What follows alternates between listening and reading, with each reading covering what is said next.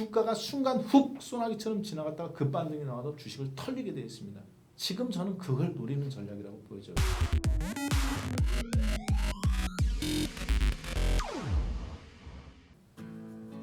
네, 안녕하세요. 반갑습니다. 박한샘입니다. 자, 오늘 두 번째 시간입니다. 자, 오늘 이슈 인사이트에서는 여러분들하고 국내 증시의 격한 변동성에 대해서 그 본질적인 부분을 바로 인사이트 해보도록 하겠습니다. 자, 지금 화면 한번 잠깐 보시겠습니다. 국내 종합주가지수의 모습입니다. 최근 들어서 국내 종합주가지수가 이렇게 약간 약한 모습이 나오고 오늘은 시초가에서는 일정 부분 버텼습니다만 유럽 증시가 4%의 급락에도 불구하고 나스닥 지수가 어제 강한 반등이 나와가면서 잘 버텨냈어요. 그래서 보합권까지 끌어올렸죠.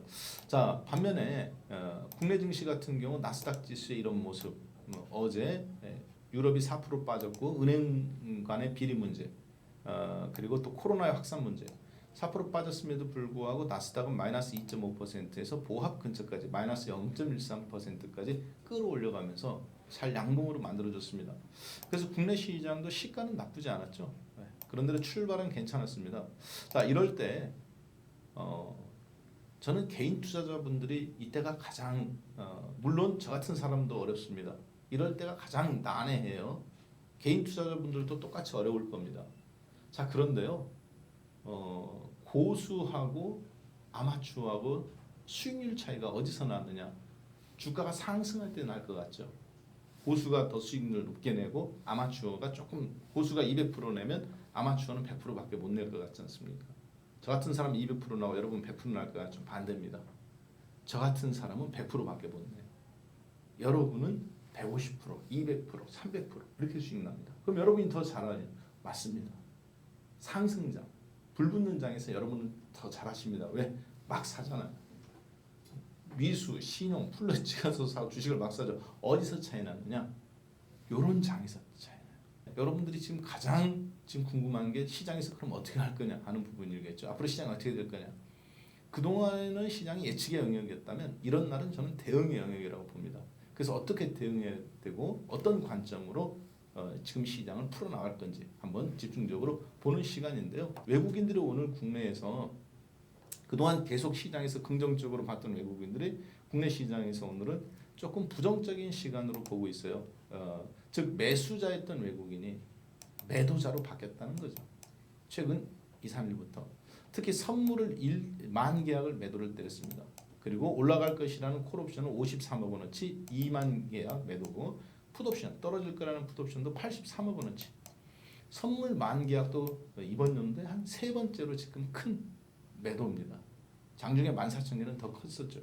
반면에 옵션까지 이렇게 떨어지는 쪽으로 베팅해서 들어온 거는 극히 드문 경우예요. 이런 경우는 오늘 장의 문제가 아니겠죠. 이걸 뭐라 그럽니까? 그렇죠. 우리가 포지션을 잡았다.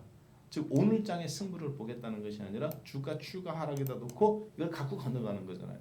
그 공매도를 이만큼 1조 원어치 지금 주식만 따지면 선물 8천억 원어치 주식 2조 2,300억 원어치 1조 원 아래쪽으로 갖고 가는 거하고 똑같아요. 자, 따라서 저런 부분들을 고려해 본다면 외국인들의 저런 매도는 자주 있는 일은 아니라고 봅니다. 저것을 방금 제가 매일같이 그래프로 한번 위에 만들어 봤습니다. 즉 어느 정도 쌓인지 여러분들이 눈에 확 안 들어오시니까 오늘 외국인들 선물 만 계약을 때린 거잖아요. 이때 이후 처음인 거네요. 그렇죠? 네. 6월 중순 그리고 코로나가 1,400포인트, 1,450포인트 찍고 급반등 나왔던 여기 3월 24일 이후에 그리고 이 부분 날짜를 한번 정확하게 한번 잘 보겠습니다. 네, 6월 16일 이후에 최근 들어서 가장 큰 3개월 만에 선물 오버나잇 매도입니다. 옵션까지 고려해 본다면 이번 연도의 가장 큰 포지션을 아래쪽 떨어지는 쪽으로 당일 기준으로 외국인이 지금 갖고 갈 거예요. 다 합쳐서 본다면 주식, 선물 그리고 옵션. 따라서 저는 가장 지금 중요한 부분이 시장에서 유동성을 달러가 지금 흔드냐 안 흔드냐 이 부분이라고 보고 있어요. 즉 무슨 얘기냐면 최근 들어서 이 장은 상승장 나스닥 지수가 다시 코로나 이후 7,000포인트에서 지금 12,000포인트까지 올라갔다가 조정을 받는 이 장 미국 나스닥이 중심이고 애플과 테슬라가 거기 아래에 있는 거죠. 사실 종목으로. 그런데 어제 유럽 시장이 4%대가 흔들렸습니다. 자, 그거에 흔드는 근본적인 원인이 저는 이 달러 인덱스에 있다고 보고 있습니다. 이게 판도라의 상자라고 보고 있어요. 이 부분 한번 잠깐 보고 가겠습니다. 미국 증시입니다. 주가가 올라오죠. 나스닥 지수가. 왜? 돈이 많이 풀어졌으니까. 코로나 7,000포인트에서 12,000포인트까지 계속 주가가, 잘 보세요. 이 부분 주가가 계속 올라갑니다. 자, 서브프라임 이후에도 비슷한 현상이 있었죠. 2017년도부터 주가가 마찬가지로 2018년도 초까지 이렇게 강세장이 계속 납니다. 그런데 2018년도 여기 한번 흔들리는 현상이 나옵니다. 2018년도에 주가가 이번처럼 비슷하게 이렇게 흔들리는 현상. 이런 부분들이 그럼 어떻게 할 거냐 한번 잠깐 보겠습니다. 자, 그런데 어제 같은 경우는 특이한 케이스예요. 주가도 미국 시장도 흔들렸고 유럽도 흔들렸어요. 근데 또 누구도 흔들렸어요? 금값도 2%대 흔들렸습니다. 자, 그리고 국제 은 가격 10%가 흔들렸습니다. 12월 이게 이제 시장마다 좀 다릅니다. 기준이. 은 똑같은 은이지만 뉴욕 상품거래소나 영국에 상장되어 있느냐, 아니면 지금 이거 시카고 상품거래소냐. 시카고 상품거래소는 어제 8% 빠졌고요. 가장 많이 보는 거. 그러면 이제 요거 뉴욕 상품거래소 NYMEX 여기에서는 어제 10%가 빠졌습니다. 누굽니까? 은입니다. 원래는 이런 구조죠. 원래 따지자면 이렇게 되는 것이 정상입니다. 주가가 빠지고, 그리고 국제 유가도 어제 한 4%대 빠졌죠. 이렇게 국제 유가도 빠지고, 그러면 주가와 국제 유가가 빠진다는 것은 GDP, 미국 GDP가 실질 경제가 마이너스 32%잖아요. 그러니까 실물 경제를 따라가지 못하니까 버블이 일어났던 주가가 빠져가면서 흔들리는 거죠. 외부 충격이 조금 많아도, 유럽 코로나 사태라든가 뭐가 있어도. 근데 그러면 불안하니까 원래는 누가 움직여야 돼요? 그렇죠. 신용에 대한 불안감. 돈을 많이 풀었으니까 돈의 가치가 떨어져가면서 국제 금 가격이나 은 가격이 이렇게 급등이 나와줘야 됩니다. 자, 그런데 국제 은 가격도 떨어지고 금 가격도 같이 떨어졌어요. 이건 무슨 얘기냐? 다시 돈들이 달러로 회귀한다는 그런 논리입니다. 즉 달러가 다시 강세를 보이는 어떤 요소가 나온 거죠. 자, 그래서 보시는 것처럼 이런 현상입니다. 어제 국제 유가예요. 4% 움직였습니다. 떨어졌죠. 미국, 유럽 주식도 4%, 국제 유가도 4%. 왜? 경기가 불안하고 유럽이 다시 코로나가 확산되면 항공주라든가, 그리고 여행주라든가 소비나 경기 이런 거 다 위축되잖아요. 자, 그러니까 당연히 주가라든가 떨어지는 거 맞습니다. 문제는 뭡니까? 그러면 시장 전체에 대한 불안감이 커져가면서 금융시장이 붕괴가 될 가능성이 있다면 돈은 필요 없잖아요. 금을 갖고 있어야 되는 거죠. 이런 현상이 나와줘야 돼요. 서브프라임이라든가 동유럽 사태라든가, 아니면 최근에 좀 비슷한 현상처럼. 근데 금 가격도 같이 떨어졌죠. 그것은 금융시장의 불안감이 아니라 다른 요인이 작용했다고 보는 겁니다. 실물 경제 때문에 주가가 빠진 것이 아니라 어제, 그리고 실물 경제 때문에 오늘 한국 증시에서 외국인들이 세 번째로 많은 선물을 때린다든가, 당일로 놓고 보면 주식 선물 다 가장 많이 매도를 때려서 갖고 가는 이런 현상이 주식시장 자체 문제가 아니라는 거죠. 그보다 좀 더 큰, 다시 유동성 장세가 혹시 끝난다면 이 장은 끝나버리는 겁니다. 그래서 지금은 굉장히 중요한 방향성에 있어서 그 부분을 살펴보는 거죠. 자, 이게 방금 여러분들하고 함께 살펴봤던 달러 인덱스라는 부분입니다. 즉 혹시 그동안 시장에다가 경기가 안 좋으니까 야 시장이 안 좋네, 경기가 안 좋네, 돈 풀어, 달러 풀어. 달러 가치가 어때요? 102에서 92까지 6개월 만에 떨어집니다. 마이너스 10%. 야, 돈에도 가치가 있어요. 돈의 가치는 뭡니까? 교환 가치죠. 그리고 이자율로 계산한다든가. 즉 달러 하나짜리, 이게 맥도날드 햄버거 하나가 1달러라면 이걸 사기 위해서 1달러를 사기 위해서 한국 돈 환율 1,200원을 주느냐 1,000원을 주느냐. 1,200원을 줬다. 예를 들어서 즉 달러 하나의 가치가 우리나라 돈으로 따지면 달러 인덱스 100, 다른 돈 102개를 줘야 1달러를 샀죠. 근데 지금 어떻게 됐어요? 달러를 많이 풀었죠. 코로나 때문에 미국 정부가 양적 완화로. 그러니까 몇 개만 주면 돼요? 93개만 주면 되는 겁니다. 이게 달러의 가치를 다른 화폐로 평가한 달러 인덱스라는 거예요. 달러의 가치가 급락이 나왔네요. 자, 근데 최근에 어떤 일이 있습니까? 네. 한 8월 30일 경부터 달러 인덱스가 약간 제롬 파월 의장이 달러 하락을 용인하지 않겠다라는 뉘앙스의 말을 해가면서 92에서 93.6까지 살짝 올라옵니다. 8월 30일이에요. 이때가 102에서부터 92까지 급락 나왔던 달러 인덱스 약간이지만 1이 올라왔지만 주식시장은 요동칩니다. 이때 어떤 일이 있었나요? 코로나 때 달러 인덱스가 102에서부터 92까지 떨어지는 동안 미국 나스닥 지수는 그렇죠. 7,000포인트에서부터 12,000포인트까지 우리나라 종합주가 지수는 1,450포인트에서부터 1,500포인트에서부터 엄밀히 따지면 2,500포인트 근처까지 달러가 약세니까 사람들이 여러분이 은행에 돈 넣어놔야 이자가 안 나오니까 그 이자 갖고 부동산으로 돈을 빼서 부동산으로도 가고 주식도 사고 금도 사고 하는 것처럼 미국 사람들도 똑같습니다. 돈이 넘쳐나니까 정부에서 돈을 막 풀었으니까 돈을 갖고 있으면 손해죠. 은행에 넣어놔봐야 10억 넣어놔봐야 한국은 월 40만 원 주지만 미국은 아예 안 줘요. 제로금리니까. 그러니까 그 돈을 빼서 주식도 하고 금도 사고 이런 현상이죠. 근데 그 달러의 가치가 더 이상 안 떨어지고 멈추는 순간 어떻게 돼요? 주식시장이 미국도 덜컹 12,000에서 지금 1,500포인트로 우리나라도 2,450에서 덜컹 2,350포인트로 이런 현상이 나오는 거죠. 즉 이걸 뭐라고 그럽니까? 유동성이라고 말합니다. 자 그런데 유동성을 다시 회수하느냐 시장에 풀었던 돈을 회수하느냐 이 장은 그래서 실물 경제는 안 좋지만 주가는 고점 계속 올라갔죠. 유동성 즉 달러가 다시 자석처럼 돈들을 쭉 빨아들이는 순간 주식시장은 붕괴가 되는 거예요.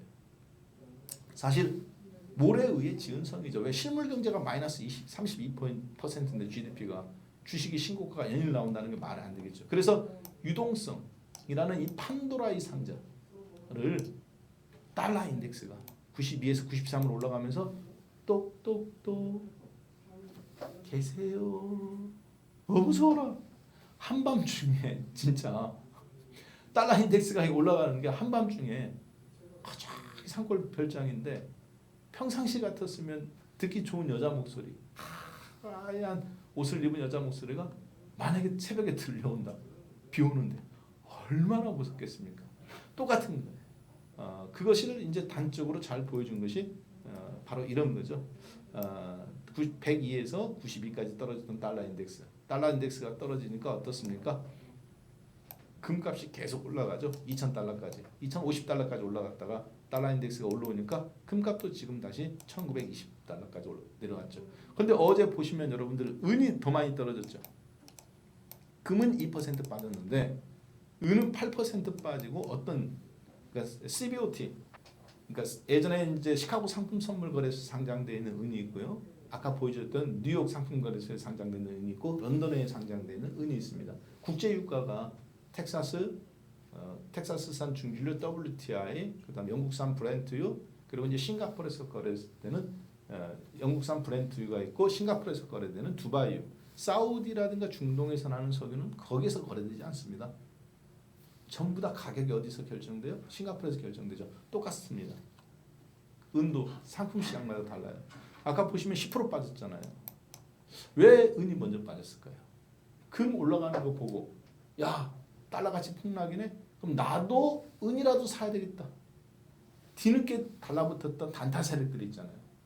이 단타 세력들이 달러가 다시 강세야? 은이 2% 빠졌어? 너도 나도 토해내는 거죠. 왜 단타잖아요. 기준이 없이 그냥 뇌동매매를 하는 것이 나왔기 때문에 은이 더 많이 빠지는 겁니다. 자 그런 흐름들이 어제 미국 시장이나 국제 시장에서 흐름이 나왔습니다. 이 달러 인덱스는 그러면 어떻게 구성되는지 한번 잠깐 보도록 하겠습니다. 달러 인덱스는요. 미국 1달러를 사기 위해서 유로화라든가 일본 엔화라든가 영국 파운드와 캐나다, 스웨덴, 스위스 이렇게 6개 국가를 해서 유로화가 50%, 뭐 일본이 몇 퍼센트 비중이 이렇게 있어요. 그걸 갖고 산정하는 겁니다. 1달러를 사기 위해서 이쪽으로 패키지로 묶어진 돈 몇 개를 줘야 되냐? 102개를 줘야 된다. 달러가 강세인 거죠. 하나 사기 위해서 102개 줘야 되니까 수박 하나 사기 위해서 옥수수 102개 줘야 되잖아요. 92개로 떨어졌어요. 수박 하나 사기 위해서 옥수수 92개만 주면 되는 거죠. 달러가 떨어진 거죠. 그렇게 계산하시면 되겠습니다. 자, 이 달러 인덱스가 그럼 어떤 영향을 미치는지 한번 잠깐 보겠습니다. 이거 국내 종합주가 지수입니다. 미국 종합주가지 미국 스탠앤푸 500 지수입니다. 스탠앤푸 500 지수인데요. 달러 인덱스가 아까 여러분들 보시다시피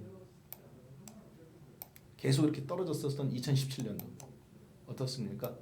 주식이 계속 대세 상승 나오죠. 2000포인트 전후에서 2800포인트까지. 자, 그 다음에 달러 인덱스가 이렇게 해요. 여기서 주가가 덜컹거립니다. 자, 이번에도 마찬가지죠. 아까 달러 인덱스 보셨지만 코로나 때 어떤가요? 달러 인덱스 102까지 쭉 올라가죠. 순간적으로 102에서부터 쭉 떨어졌지 않습니까? 어디까지? 92까지. 예. 우리나라 종합 뉴욕 스탠앤푸 500입니다. 2200포인트에서부터 3500포인트까지 올라가죠. 그랬다가 92에서 93으로 올라가니까 여기 파란색으로 표시하는 거 드르륵 떨어지죠.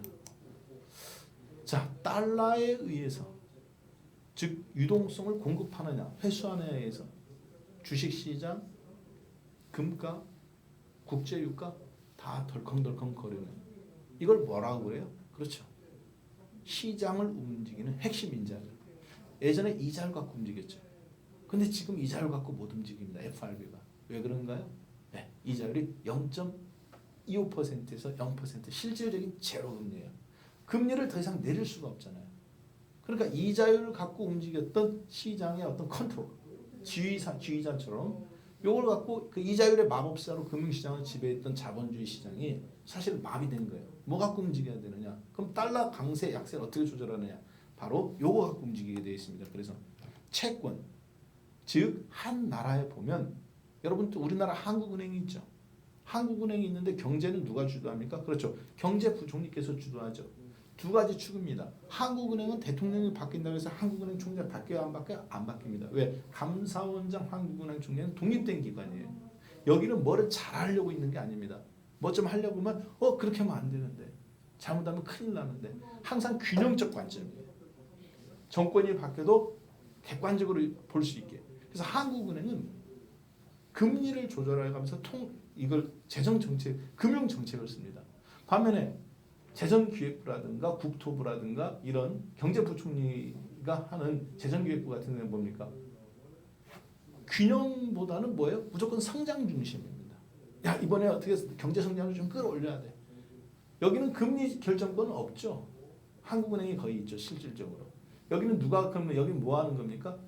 국공채, 채권을 발행해서 채권을 내려서 100억, 1조 원어치 발행해. 그럼 시장에서 사람들이 채권을 사죠. 그러면 1조 원어치 돈이 어디로 오는 거예요? 그렇죠. 정부로 들어오는 거죠. 그 정부 돈을 받고 이번에 코로나 때처럼 뭐 자영업자한테 100만 원씩 나눠준다든가 1000만 원씩 나눠준다. 이런 역할을 하는 겁니다. 근데 가만히 보니까 돈이 부족하잖아요. 그럼 정부가 어떻게 해요? 한국은행에서 돈을 푸는 거죠. 이번에 미국처럼 양적 완화로 1조 원 풀자. 돈이 왕창 늘어나겠죠. 원화 가치가 급락 나오겠죠. 이게 언발의 오줌 느낍니다. 그때 당시는 오줌 추우니까 발에 따뜻하지만 사실은 자기 발에다가 자기가 하는 거잖아요. 그 목마를 때 바닷물 품마시는 거하고 똑같은 겁니다. 양적 완화라는 게. 자, 그래서 한국은행은 이자를 갖고 컨트롤하고 재정기획부는 뭐를 갖고 컨트롤해요? 그렇죠. 국공채를 갖고 컨트롤하는 거죠. 문제는 여기서부터 시작합니다. 미국도 파월 의장이 FRB 의장이 금리가 0%니까 더 이상 컨트롤할 수 없잖아요. 결국은 채권을 갖고 이번 양적 완화 때 컨트롤하기를 원하는 거예요.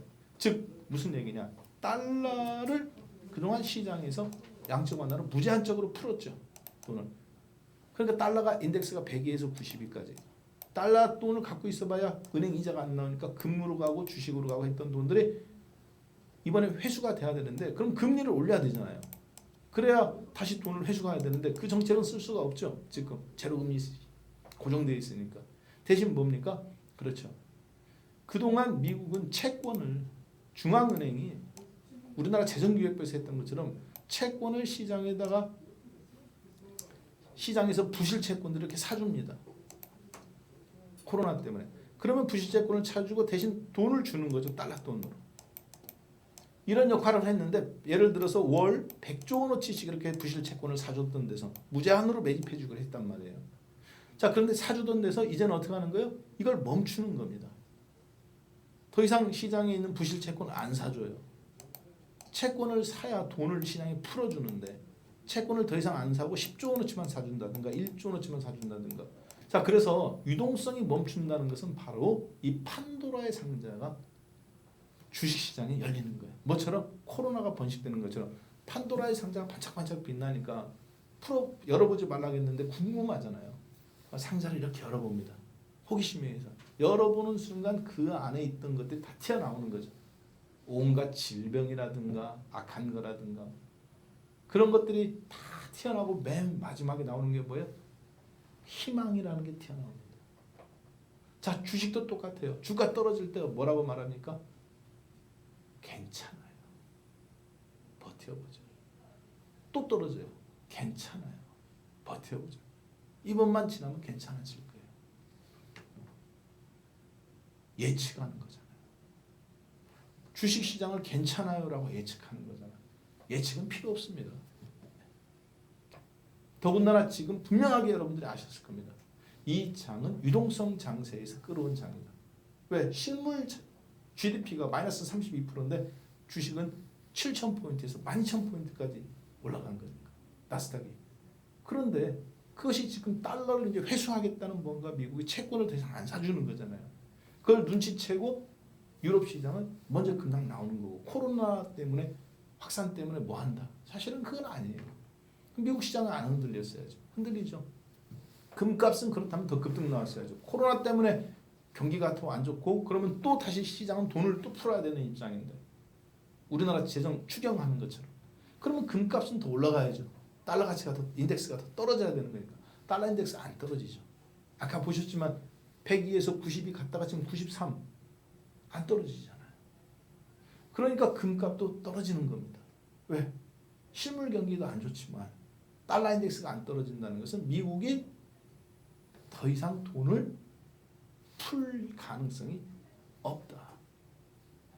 오히려 채권을 계속 매집해 주던 거. 100조 원씩 월. 이거를 지금 20조 원, 10조 원씩 줄이니까 시장에 풀어지는 돈이 100조 원. 이렇게 부실 채권을 사들여가면서 풀어줬던 돈들이 오히려 10조 원, 5조 원으로 줄어들게 되니까 유동성이 축소되는 거죠. 무슨 얘기냐? 100만 원씩 쓰던 사람이 10만 원씩 어떻게 씁니까? 난리가 나는 거죠. 뭐처럼 테슬라 주가 10% 떨어졌다, 20% 떨어졌다, 급등 나왔다, 떨어졌다, 올라갔다. 그래서 가장 민감한 주식들이 왜? 채권 발행을 해야 되는 거니까. 성장주들이 가장 먼저 그렇게 요동을 치는 겁니다. 자, 따라서 그거를 한마디로 구축 말해보면 이렇습니다. 정리를 해보면요. 양적 완화라고 말하지만 그건 시장에 돈을 투입하는 거다. 반면에 출구 전략이라는 게 있습니다. 달러를 시장에 공급하는 거죠. 그런데 그것을 그냥 돈으로 주는 것이 아니라 야, 너 갖다 써. 이런 게 아닙니다. 부실은행이라든가 부실 기업들의 채권을 사주는 겁니다. 중앙은행이나 우리나라 재정기획부 정부에서. 그럼 시장에는 돈이 공급되는 거죠. 자, 채권을 매입하고 달러를 줌으로써 국공채, 모기지, 회사채 등을 매입해서 그러면 달러가 시장에 넘치게 되는 거죠. 망할 기업도 안 망하게 되고 뭐 4천조 원씩 투자하게 되고 시장에 공급하게 되고 그것을 뭐라고 그러니까 양적 완화 조치라고 말하죠. 달러가 그러면 시장에 넘치니까 102달러였던 달러 인덱스가 92까지 떨어지게 되고 사람들은 돈을 은행에 갖고 있거나 호주머니 지급에 봐야 의미가 없으니까 금을 산다든가 주식을 산다든가 원화를 한국 돈으로 바꾼다든가 해서 한국 주식을 건너온다든가 베트남으로 간다든가 그래서 달러를 포기하고 재화를 사는 행위 이걸 뭐라고 그럽니까? 그것이 유동성이 넘쳐난다. 이렇게 말을 하는 겁니다. 반면에 지금 우리한테 가장 우려되는 거 여러분들이 정말 주식을 할 때 조심해야 되는 거 특히 신용 쓰신 분들 미수하신 분들 자신이 관리하기보다 많은 돈을 시장에 투자하신 분들은 주가가 순간 훅 소나기처럼 지나갔다가 급반등이 나와도 주식을 털리게 되어 있습니다. 지금 저는 그걸 노리는 전략이라고 보여져요. 외국인들에서 오늘 선물 매도라든가 아래쪽으로 보는 저런 관점 왜 저런 행위를 하느냐 명절 전에 다음 주 잘 듣습니다. 다음 주 목요일 금요일 한국도 휴장이지만 중국도 계속 휴장입니다. 목요일 금요일 그리고 그 다음 주 10월 1일 2일 휴장이고 쉬었다가 5일 6일 7일 8일 계속 휴장이에요. 중국은. 자, 중국 시장 멈춰 있고 한국 시장 멈춰 있습니다. 근데 만약에 수요일 날 정도, 다음 주 수요일 날 정도 무슨 일이 난다. 한국도 멈췄고 중국도 멈췄고 다 멈췄죠. 문제는 미국 시장이 그때 어떤 중요한 금융정책, 달러 유동성 정책이 발표되면 월요일 날 한국 시장 딱 열렸어요. 10월에서. 그러면 중국 시장 안 열려 있잖아요. 아시아에서 팔아야 될 걸 일본하고 한국만 받아줘야 되잖아요. 중국에서 포지션을 하방으로 받아야 되는데요. 할 대책이 없으니까. 멈춰 있으니까. 비슷한 일이 몇 년 전에 있었어요. 그때 우리나라 종합주가지수가 2박 3일 동안 급락 나온 다음에 중국 열리니까 다시 또 올라갔습니다. 개인들 신용이나 이런 거 했던 분들 다 털렸죠. 자, 지금도 비슷한 패턴이 저는 약간 나온다고 봅니다. 그럴 가능성이 있어요. 테크니컬적인 거죠. 자, 그래서 달러를 시장에서 줄이는 것은 시장에서 돈을 뺏어오는 게 아니다. 채권을 시장에다가 다시 넘겨주는 거다. 자, 너 나한테 빚진 거 있지? 돈 줘. 그러면 시장에 채권을 매각하면 사람들은 그 채권을 어쩔 수 없이 채무자니까 기업들은 받고 돈을 줘야 되는 거잖아요. 누구한테? 은행들한테. 자, 그러면 결론은 시장에서 달러가 줄어들게 되고 양적 완화 조치가에서 이것을 출구 전략이라고 우리가 말하는 겁니다. 그리고 달러는 그러면 어떻게 돼요? 그렇죠. 92까지 떨어진 인덱스가 잠깐 올라오는 거죠. 93까지. 그래서 금 주식 원화를 포기하고 사람들은 어디로 돌아가는 겁니까? 달러로 돌아가는 행위. 아까 보셨죠? HTS를 통해서 여러분들하고 함께 살펴봤던 부분. 은 10% 폭락. 그렇죠? 은이 10% 지금 폭락했죠. 어제. 뉴욕 상품거래소. 은. 그 다음에 금 2.6% 급락. 원래는 은이나 금은 폭등 나와야 됩니다. 시장이 불안하면. 국제유가 4% 하락. 주식 스탠앤푸어 1% 하락. 유럽 4% 하락. 한국 오늘 4주 만에 2.8% 하락. 따라서 이 시장에 움직이는 핵심 요소는 사실 달러 인덱스 하나입니다. 이 달러 인덱스를 가지고 테크니컬적인 부분으로 외국인은 선물을 만기약을 팔았다든가 풋옵션 콜옵션을 아래쪽으로 베팅해서 오늘이 화요일이죠. 수, 목, 금 다음 주 정도까지 굉장히 임팩트 있는 단타 매매라고 해야 될까요? 파생을 갖고 장난치는 이러한 현상들이 세게 나올 수 있습니다. 오늘 박한샘 인사이트 봐가면서 이슈 인사이트 봐가면서 달러라는 것이 시장의 유동성에 의해서 움직이고 그 테크니컬적인 걸로 해서 외국인들이 매매한다. 당분간 급등급락이 심하게 나오겠구나. 이런 전략이 딱 쓰면 그럼 그걸 이용해서 좋은 주식을 사는 그런 계획을 갖고 있어야 되겠죠. 그리고 또 떨어지는 것에 대비해서 ETF 인버스라든가 개별 주식 선물이라든가 그런 걸 매도를 해서 아래로 해서 떨어졌을 때 돈으로 챙겨서 다시 주식으로 들어가는 이러한 전략이 나와줘야 되겠죠. 그것을 여러분들이 할 수 있으면 좋습니다. 그러나 그렇지 않다면 모멘텀 주도 클럽에서 함께 하시는 거예요. 아침 7시 50분에서 8시 사이 8시 전까지 모닝 브리핑 합니다. 그리고 8시 50분에서 10시까지 시초가에 매매한 종목들 문자로 그대로 다 말씀드리고 장중 방송에서 말씀드려요. 그리고 오늘처럼 이렇게 핵심되는 부분 마감 포트 직장인분들도 그러니까 아침 거 10분 마감 거 10분 딱 두 개만 들으면 오늘 이래서 이렇게 했구나. 핵심은 이거구나.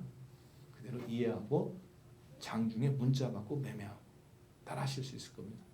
자, 그렇게 해서 오늘 여러분들하고 달러 인덱스가 주는 유동성의 이 판도라의 상자. 그래서 외국인들의 선물 매도라든가 이런 부분이 노크가 된 거다. 이 노크가 단순히 호기심으로 끝날지 아니면 진짜 문을 확 열고 2000포인트까지 한번 들여다보는 이런 포지션이 나올지 봤을 때 쉽게 물러나는 것 같지는 않습니다. 그 부분을 여러분이 참고하셔서 잘 대처하시길 바라겠습니다.